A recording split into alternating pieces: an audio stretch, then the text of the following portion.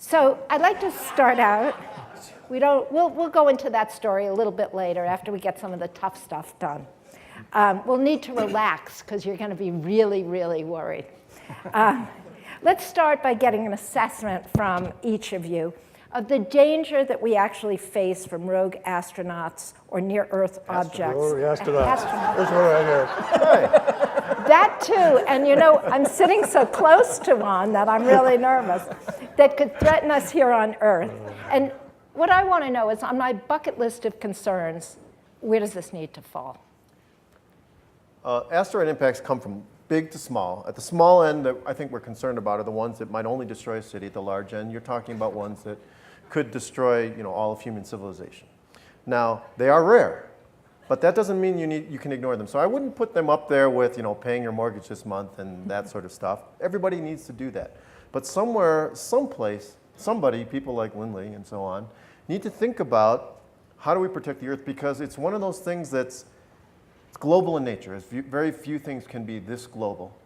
And the risk, while in any given day is small, the odds that the odds are that you can't, in fact, you can never beat the house forever, right? In some sense, we're playing a giant game of cosmic roulette, and eventually you're going to lose. So the real question is not can we stop an asteroid from hitting us? The question is, actually, we know we can. The question is, do we have the will to stop one? Lindley, why don't you take that on? What dangers do we face? Okay, well, actually, I think I have a slide on that. PowerPoint number 5 or something like that.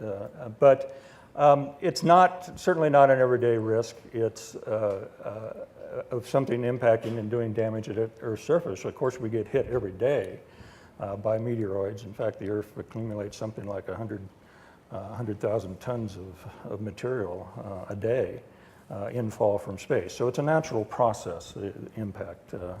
It's what built the planets. Everywhere we look in the solar system, we see impact craters. So it's a very natural process. Fortunately, though, it's a very rare process in human lifespans. And we might get hit with something significant every few hundred years. The last one of quite a bit of significance was the Tunguska event in 1908. Blew down something like 800 to 1,000 square miles of Siberian forest. Thankfully, it was Siberia. So nobody got hurt. But if that were to happen in a metropolitan area like Washington, D.C. or the Los Angeles basin, it would pretty much wipe out the city. So it's one of those very rare but high consequence events that deserve some attention to be able to counteract it.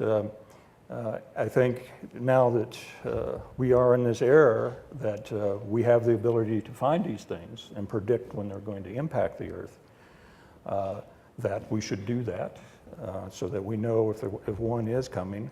And also with the space technology we have now, we have the ability to do something about it. It's probably one of the few major natural disasters that we think we can actually prevent if we know about it far enough ahead of time.